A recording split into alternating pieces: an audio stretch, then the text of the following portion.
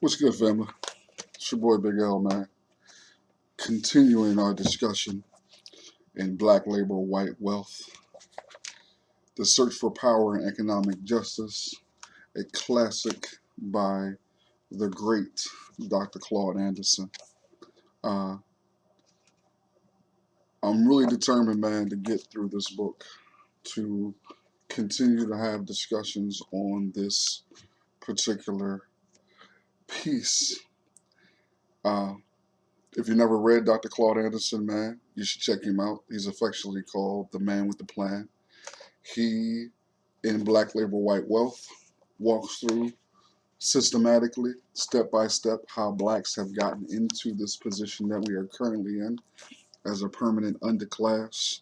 Um, he lays down the foundation of how we have gotten into the very situation that we are in today.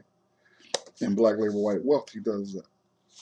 But in Powernomics, he outlines perfectly and beautifully the solution to the problems that we're facing today. He has two other great books. One is Dirty Little Secrets 1 and Dirty Little Secrets 2.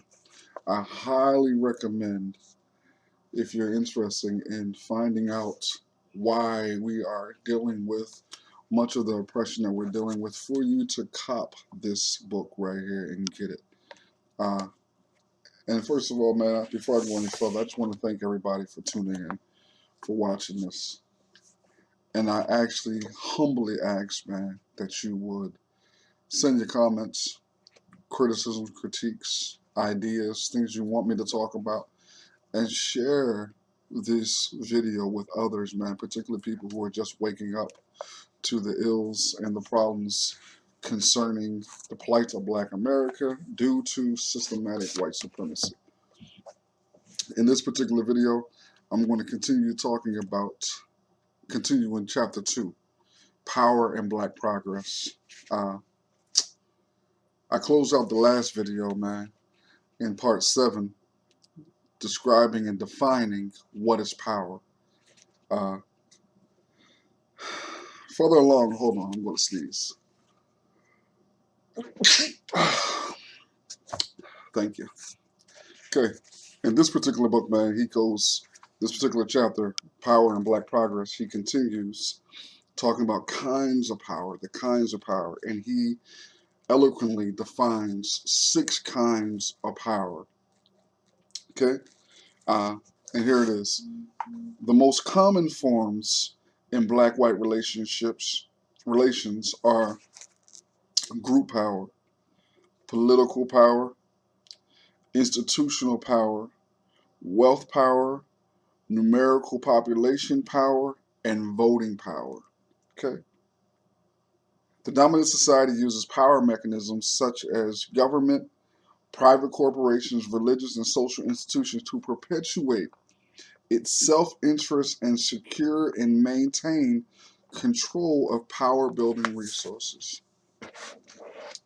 I talked in the video last time, man, again, outlining and getting people to understand that the system of white supremacy is not purely based off of a system that hates blacks based off of the color of their skin. It's not just that simple, isolated dynamic. It goes further than that, goes deeper than that, to the point where the key for them is not just simply hate, it's to maintain and sustain a system of control in order for them to continue to have power, wealth, and resources.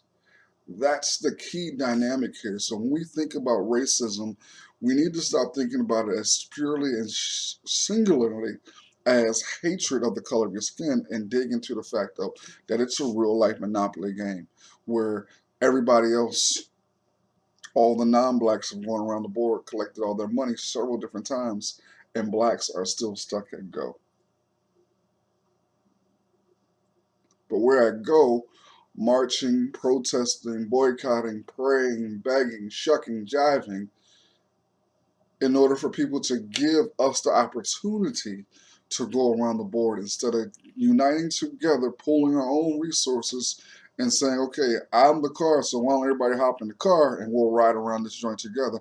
I'm the horse, everybody hop on the horse, build together our businesses, build a strong, viable socioeconomic infrastructure, and we bounce around this joint and proclaim and build what is ours, and not instead of being in these continuous codependent relationships. Okay? Let me talk about group power, okay? Because it's one of the first ones that Dr. Claud Anderson addresses. Group power is typically manifested when a collection of individuals organize and pool their resources to achieve common goals and shared benefits. That's one form of power that we know blacks are lacking. Now, listen, if we want to have a banging party, we want to get together, it's Ray Ray and Pookie and them's birthday, and we're trying to have a party at the local club, the local hall, whatever the case may be. We will come together, we'll organize, and pool our resources to achieve a common goal, which is the party, in order for us to share the benefits, which is entertainment. Now, why don't we expand that view? Why don't we go further with that and do the same thing in regards to schools? Why don't we do the same thing in regards to neighborhood rec centers? Why don't we do the same thing in regards to healthcare? Why don't we do the same thing in regards to dealing with crime in our communities? Why don't we use the same type of group power that the dominant white society uses in order to build what is ours, instead of always asking them to come through and bail us out? That's group power. The next one is real deep and it's multi-layered, man. And he spent more time dealing with this one than he did some of the other ones. And that is institutional power. Institutional power, he describes, is centered around fundamental social, cultural, academic, racial, religious, or financial needs. They permanently unite a group of people in a cooperative task. Now, we see this take place within the black community. We do see this institutional uh, power coming together, but the problem with it is we can't even say it's institutional power. We can see institutions coming together and being there based off of one of these particular pieces, whether it be, social, cultural, academic, racial, religious, or financial. One of the things that we see in our community is the fact that every Sunday, religious, we see, and I'm not just going to pick on the Christians because I am one, I don't want to do that, but we see that in the black community, one of the most uh, thriving businesses in our neighborhoods is the black church. It's the black church, and it's the only business that we don't often demand positive results for, because we have bought into this notion of this pie in the sky type mentality that all of our, you know, what we consume and what we need is going to be in the hereafter. It's resting in heaven. It's resting in there, instead of actually taking a biblical approach to this. Now, I'm not trying to preach, but I want everybody to understand that, listen, much of what you see coming out of the church is not biblical. It's not church. I mean, it's not based off of the founder of the faith. It's based off of man-made tenets and man-made traditions. Okay? Now, here's the thing that he went further and he went deeper in this joint right here, where he starts talking about the impact of institutionalized power on blacks. And this is key, okay? And I'm going to read it. The superior group power of whites influenced by the institutions they built. And this is the institutions. When we think about this country and what it was built upon, and we think about what white supremacy has built, these are the institutions that they built. And these are the things that continue to allow them to be in positions of power and allow them to sustain and maintain their positions. And those institutions are government. It's clear as day. We can see how the government is not for blacks. No matter how high a black person may be sitting in a political office, it has not benefited us to the degree where true progress can be denoted or seen. Schools. The curriculums in schools. We can start, and the easy one would be history. History, blacks are excluded from history except Black History Month. Then in Black History Month, we want to talk about Black achievement, but we never want to talk about the roles that Black have given and played in math, science, and English. We don't want to talk about that. That's not often taught. And I'm an advocate for homeschools. I'm an advocate for Black folks pulling their kids out of the public school system and educating them at home with the curriculum that is Black first, pro Black, meaning that the emphasis on the curriculum is for them to be able to understand their own history and be empowered to use their own history as a form and way of propelling themselves to being successful in life. There's a heavy emphasis within the public school system on them going out and getting a good job, and not a more of a stronger emphasis that needs to take place in the Black neighborhoods on them creating jobs. Okay? Businesses, churches, social organizations, institutions were the means of inoculating values that would perpetuate and maintain the self-interest of European whites and their descendants. It makes perfect sense that it would be a non-Black curriculum that's being taught in public schools. The notion was and is still for non-Black children to get the education they need, along with having the socioeconomic support of their families in order for them to be able to learn what they need in order to maintain what grandpa and them is passing down to them. Without the support and power of government, the white society could not have enslaved and segregated Blacks for centuries. It would have been impossible for slavery to have been successful without the backing of the US government. Without the backing of the US government. I think sometimes people think and have this notion that slavery was outside of the realm of the US government, as if the US government had no issue in it.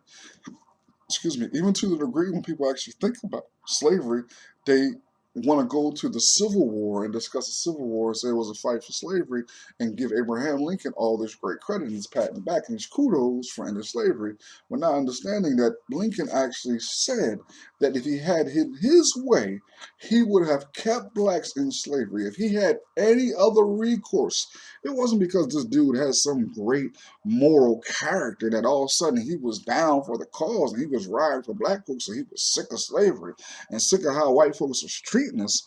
Don't buy into that notion that he was on team black, because he was on team green. Think about the amount of money that blacks made in this country by doing the jobs that other people would not do, could not do, or frankly didn't have to because blacks were in that position. Here it is. Government, for example, enacted laws that forbade schools to accept black children and make it illegal to teach a black person to read or write. Initially, here's a good point. All former religious denominations accepted the abuse of blacks and even offered biblical justification for it. Through government, businesses, churches, and other institutionalized power holders, white society controlled the power, wealth, and resources. They also control blacks, their primary labor source. Every institution in this country has a foundation that is directly correlated and built upon white supremacy. Every institution was put in place with the ideal of making sure that those who were in power were able to maintain and sustain and gain more power. Every institution in this country. Every last one. Now, they may have some other avenues or some other things that they were trying to do, but the overall foundation of every last institution was for the dominant society to remain, maintain, sustain, and gain power, wealth, and resources. Hence, when we try to fight for our own civil liberties and our own injustices, we oftentimes want to fight branches instead of dealing with the root of the issue. The root of the issue is what this country has been built upon. Don't fall into this notion that this country was built on some great moral Christian principles. These were white men who had some type of quote unquote Christian ideology who were supporters of slavery. You may have a few of them in there who didn't think it was the best idea, but essentially they were not going to give up what they had in order to make sure we got what we needed to have. It's important to understand, man. This power dynamic is so incredibly crucial to have an understanding of what takes place.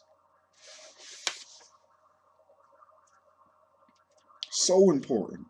And I'm actually going to stop here. Still going to stay in this chapter, man. Chapter 2, Power and Black Progress. I'm still going to stay here. And I'm going to move next time into the section of this chapter called Wealth Power, where it begins to talk about the economic power has always been the greatest source of power for individuals and groups in America. And I want to stay there because I really want to dig, and I'll probably spend the whole 15 minutes dealing with the wealth power in regards to power and black progress. It's so many different layers to this joint, man.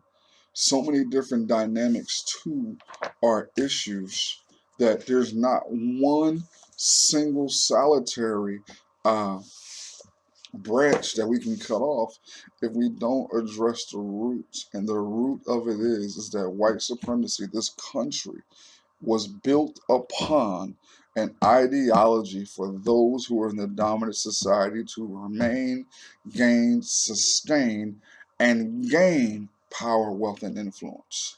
That blacks are trapped in a real life monopoly game, and we have not passed go. We have not collected $200. We are still trying to fight for social integration. We have work to do. And the thing is, the beautiful thing is about it now, is that people like you and you and you over there also are beginning to wake up, are beginning to see the plight and beginning to ask the difficult questions. How can we get out of this situation? It's your boy Big L with another Foreign Blast, man. Uh, if you haven't bought the book, man, I suggest you get the book. I think it's a great read.